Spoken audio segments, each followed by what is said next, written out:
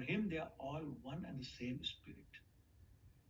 The perfection of this spiritual vision is the liberated stage. And Srila Sukadeva Goswami attained that stage. Srila Vyāsa was also in the transcendental stage, but because he was in the householder's life, he did not pretend to be a liberated soul as a matter of custom. So translation, repeat after me, please. While Sri Vyasadeva was following his son, beautiful young damsels who were bathing naked covered their bodies with cloth. Although Srila Vyasadeva himself was not naked. But they had not done so when his son had passed. The sage inquired about this. And the young ladies replied that his son was purified. And when looking at them, made no distinction between male and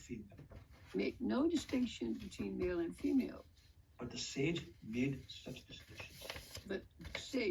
such distinctions. Right. So, by the way, how much time do I have? I know we started late, but do I still finish at 12 or do I have more time? Just so I know. Generally just before 9. Same schedule. Okay. All right. So here is a very nice pastime with Shukadeva Goswami and Srila Vyasadeva, where the young girls bathing in a lake or river, cover themselves up when they see Srila Vyasadeva, who's old, more like the grandfather, and they do not bother doing that when Shukadeva Goswami passes by, although he's 16 years old and naked. Vyasadeva was not even naked. And Vyasadeva is bewildered. He wants to know what's going on and why this kind of behavior. And this particular verse answers that question. So the question comes, what is in the background for this behavior of these young girls? And one answer is given in the purport itself, where it says that girls in general have the sixth sense. They can tell the motivation behind the way a man is looking at them. I remember one Mataji telling me that she can even feel the gaze of somebody from behind her if they're staring at her back. So that's the kind of sensitivity that Matajis in general have. And these girls are saying the same thing, that we can tell who's at what level, who's thinking what's the motivation behind the way they're looking at us, and therefore we reacted the way we did. And basically they're saying, we were convinced that Shukadeva Goswami, even though 16 years of age and fully naked, did not distinguish between the male body and the female body because it reached the stage of perfection, transcendental stage. And Vyasadeva was kind of surprised at that because he's transcendental to all this as well. He's perfect as well. He's perfect devotee. And so they explained that, yes, but because you're a grihastha, you have a wife, you have the ability and you do distinguish between the male body and female body, and therefore you're very conscious of that. So as I was reading that, I said, well, Shukadeva Goswami must be very special that in a way, he's being glorified here more than his own father, Srila Vyasadeva, the compiler of the 4 Vedas, the 18 Puranas, and the Mahabharata, and a disciple of Srila Narada Muni, and, literary incarnation of Krishna. So, who is this personality, Shukadeva Goswami? So I thought I'll share with you quickly, because I don't have a lot of time, the past life and coming to this life of Srila Goswami to better understand why this distinction in the mind of these young girls between father and the son. So I'm sure you all know that in the previous life, Srila Goswami was Radharani's pet. And his role was simply take messages from Radharani, Krishna, and bring Krishna's message back to Radharani. He used to sit on her left hand while she would feed him pomegranate seeds. And she'll tell him to say, Bolo Krishna, Bolo Krishna. He'll say, Krishna, Krishna. Anyway, so when the time came to wrap up the pastimes in the material world, Radharani called him, the sugar parrot, and said, listen, we are now leaving. We being Radha and Krishna are leaving, going back, excuse me, to the spiritual world. And the parrot says, oh great, we're coming with you, right? And she says, no, you stay here. Well, that separation was very hard for the parrot. And he said, well, I can't survive. I cannot survive without you. So he said, no, you will survive because you spend your time wherever the pastimes of Krishna are being narrated. And when you do that, you will not feel separation from it. And then they disappeared from the vision of Shukadev or the parrot. So then the parrot started flying here and there, trying to look for a place where Krishna Katha was going on. He finally reached Mount Kailash, but Lord Shiva was narrating Bhagavatam to Mother Parvati, his wife. So the parrot shook us, hid behind the leaves, green leaves of a tree. His color green was camouflaged by the green leaves, and he started listening. Now Lord Shiva was completely absorbed in reciting the Srimad Bhagavatam, but he was concerned that Mother Parvati would fall asleep, so he told her that every few minutes you should say, so I'll know you're awake. So he started, and sure enough, after some time, Mother Parvati fell asleep. Now the parrot got very concerned that if Lord Shiva does not hear the sound regularly, then he stop and he could miss the opportunity to Bhagavatam. So instead of, or in place of the Parvati, he started saying, and Shiva completed it. After he finished the story, he asked Mother Parvati if she had relished the narration of Srimad Bhagavatam, and she admitted that she had fallen asleep, so she doesn't know. And Lord Shiva said, well, but I was hearing this sound of And who was that? He said, looking, and finally saw the parrot hiding behind the trees. Now, the reaction that Lord Shiva had was that this parrot has heard the whole story, but parrot has the habit of repeating whatever they hear without understanding, and they repeat it to anybody they see. So he was concerned that this great message of Bhagavatam be made a mockery of by this parrot and delivered to undeserving people. So he said, I better kill the parrot. So he took out his trident and ran after the parrot. Parrot, realizing that he was about to be killed, ran for his life, kept flying away, and Lord Shiva kept chasing him. Finally, the parrot reached the hermitage of Vyāsa, where he was sitting inside, narrating Srimad Bhagavatam to his wife Bhattika. Well, somehow the wife of Vyāsa, Bhattika, also fell asleep or fell sleepy, and she yawned. Just when the parrot entered the hermitage, and the parrot started opening, and he went to the mouth. The mouth is the womb.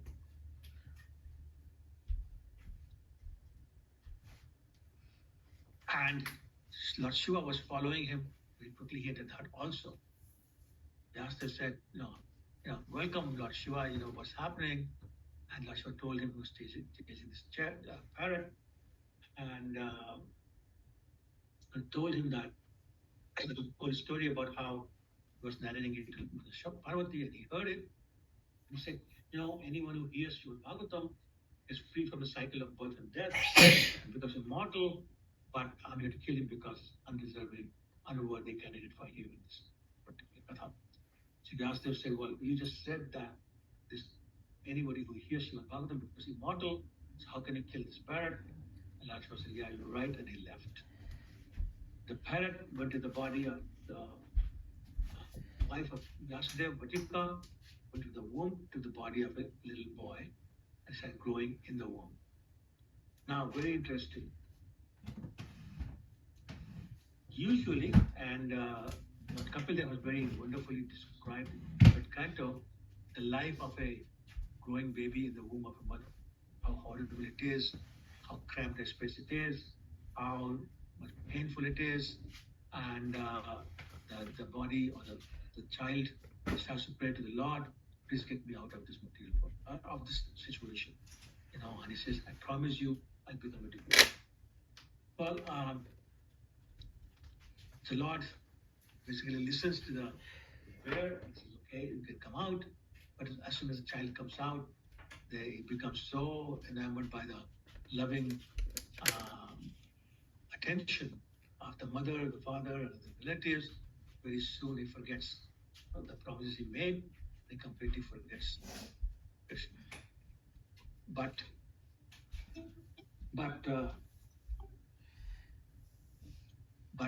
sorry, there was a phone call that was trying to get it off. But Shukadeva Goswami, on the other hand, was praying to stay in the womb. And he said, I know this place is very uncomfortable, it's very cramped and very small, but still better than the material world. And at least I don't have to go through all the temptations that are there and distractions. I can sit here in the womb of my mother and meditate on Krishna. There are no diversions. But as he was growing, and as I said, he was there for 16 years, he was growing in size, and Mother Patika was having a hard time carrying a 16-year-old baby in her womb.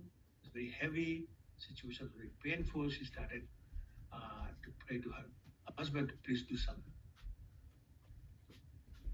And Vyasadeva said, okay, and he asked the baby to come out.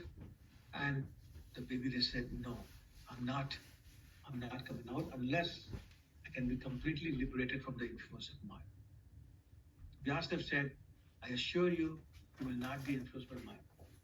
But the child said, I'm sorry, I don't believe.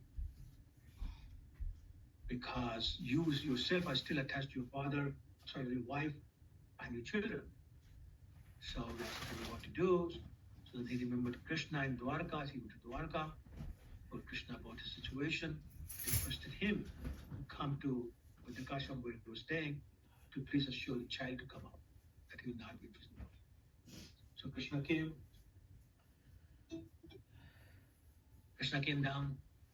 up, I should say, to the ashram and told the child that it was his assurance that he would not be interested in anything material, that Maya will not influence him.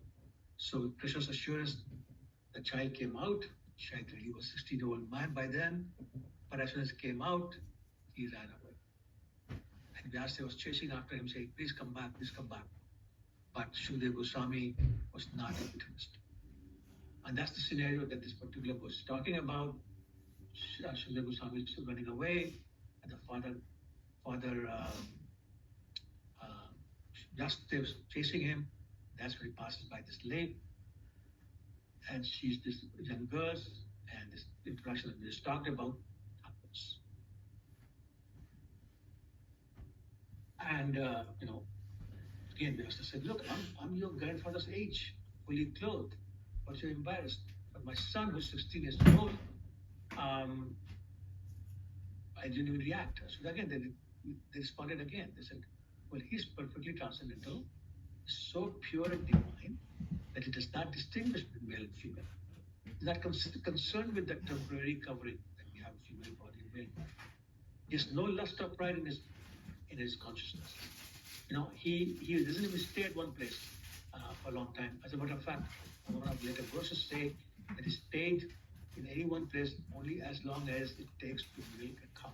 It's not very long, maybe 40 minutes. So anyway, the point is that Shukadeva Goswami was so pure and so detached and so much into Krishna consciousness that all he saw was Krishna everywhere. And this is why actually we know that after he grew up, he one day happened to be,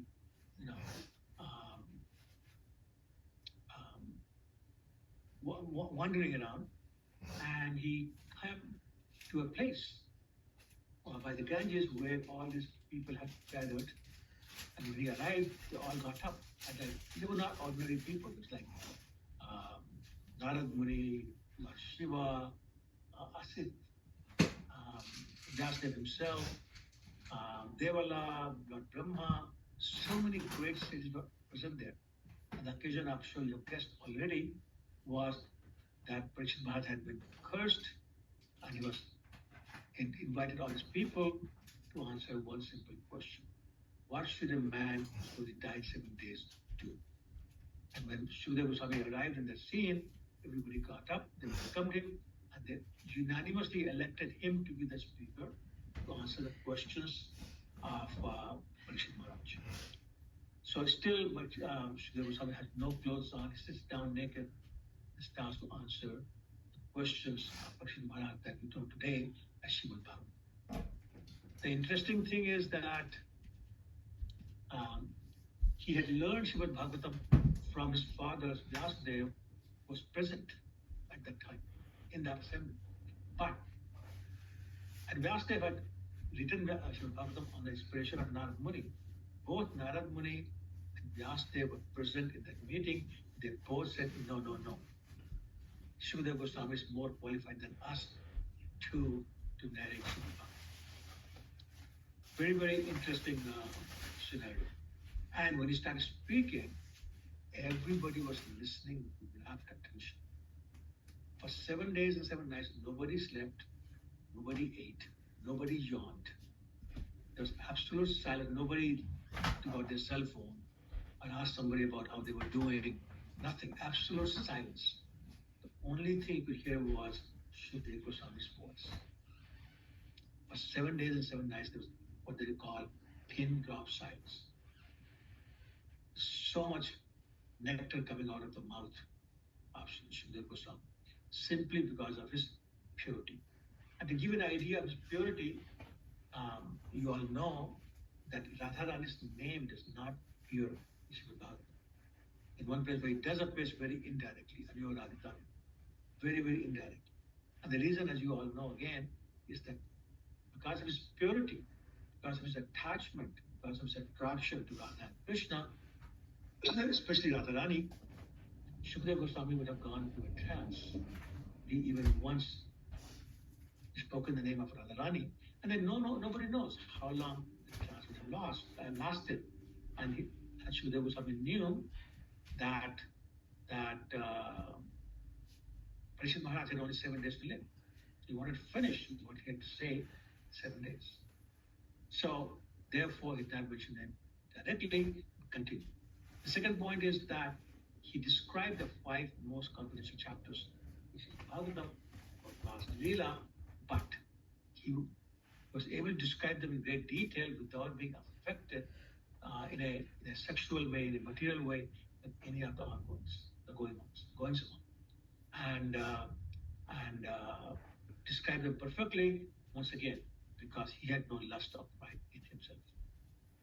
As a matter of fact, Vyāsa earlier on was very much after Shukadeva Goswami getting married and had children, and he got so tired of this that he expanded himself in the second Shukadeva and got married and had a daughter by the name of Sukanya, but that was the duplicate Shukadeva Goswami. The original Shukadeva Goswami remained a bachelor, remained dedicated to his sadhana, remained 100% attached and attracted to Radha and Krishna's pastimes, and the word ātmajam was used for him because he was so totally satisfied with himself. And it's that original Shukadeva Goswami who showed up at the bank of the Ganges when Pṛcchati Maharaj was looking for somebody to answer his questions, and he invited all of them. The side story along with that when Shukadeva Goswami, Vyāsa was still chasing for his son, was sending his students, his disciples, to go and continue to look for Shukadeva Goswami. And one of the tricks they were using was to chant some verses from Srimad Bhagavatam. And there are two verses that are very famous now because they got up on a tree and they chanted these two verses, which reached the ears of Srila Goswami. Was at that time Shushka Jnani, which was dry impersonalists. And when he heard that, he changed completely into pure devotee. The two verses, I'm sure you already know them, but I'll say it anyway. One is from 3rd canto, 2nd chapter, text 43, which is Aho Bhakiya Mr. Kalukuta. Jighansiya Priyad Apishad Asadani. Lebhe Gatim Dhati Uchitam Tato Anyam. Tam Vadayalam Sharanam. Basically, it says, how do I get shelter of somebody who's so merciful that he granted the position of mother to Putana, even though she tried to kill him by putting poison in her breast. So the point being that he ignores the ill intention of the demon Putana, but accepts the motherly quality of feeding him breast milk and gives her that position. The second verse is about from Venugit, 10th canto, I think, 10th canto, chapter 21, text 5, where the beauty of Krishna has been described. And I don't remember the verse completely, but the first line is Vidam Karna Yoga Nikar. Basically saying that Krishna is so attractive, he's so beautiful, he looks so good, his yellow garments, you come further, etc. He dances in the forest, plays his flute, and just looks so beautiful doing that. So basically, the point being that hearing these two verses, Srila Goswami became so attracted to Krishna that he came running back. His father said, "Tell me more, tell me more." And Vyāsa, of course, was very happy and told him, narrated the whole Srimad Bhagavatam to him.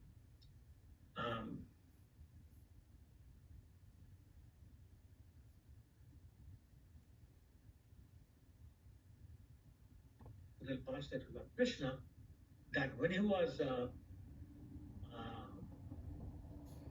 instructing Pṛcchati Maharaj, he said to him that even though I was perfectly happily situated in transcendence, I was still attracted by the sweet pastimes of Lord Krishna. And I wanted to hear more and more. Therefore, I came back to Swami. And as I said before,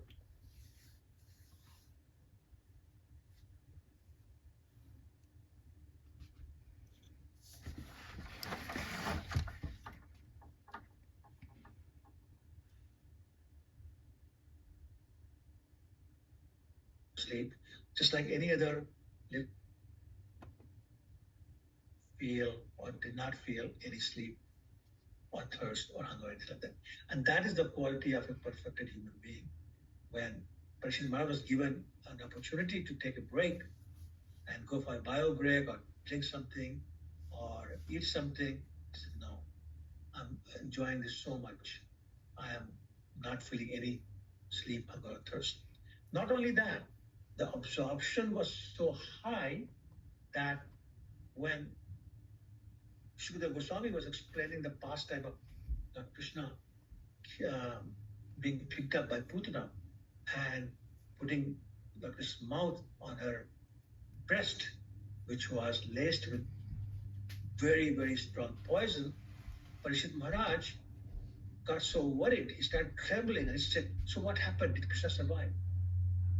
Now just imagine, this is happening after Lord Krishna has wrapped up his pastimes. So clearly he survived.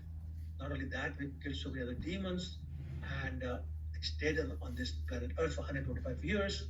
And after that, many years passed by, but Pṛcchati Maharaj was cursed. So all the time has gone by already. But Pṛcchati Maharaj is so absorbed in listening to the story, the pastime, this thing is happening right now. So he wants to know what happened at the end of the pastime. And that is the absorption that's required when we chant or when we hear in order to get that perfection Sukadeva Goswami had achieved, where he lost any distinction between male and female bodies, or any kind of attraction for the opposite sex, or any lusty desires. So therefore, the girls, the girls that are being mentioned here, are mentioning to his father Vyasadeva that your son is so far beyond any distinction of male and female. We feel no embarrassment, we feel no shame in being naked in front of him, because we know he's not looking at us as female body. But we are embarrassed because you do know how to distinguish between male and female body, the grihastha, and know the difference. So in some ways, the son was glorified more than the father in this situation. So I'll stop here, in 54. See if any questions or comments. Thank you so much. If I may say something, I would Please say do. you really explained the previous verse, which was quite bewildering, where Shuka is described as a monist, and Prabhupada comments on it. But here you explained how he becomes a dualist, quote unquote. So we have Veda Aveda Tattva, and that is what you explained. It's the essence of your talk, so it's brilliant. Thank you. Thank you so much, because there was some bewilderment yesterday about that term. Thank you very much.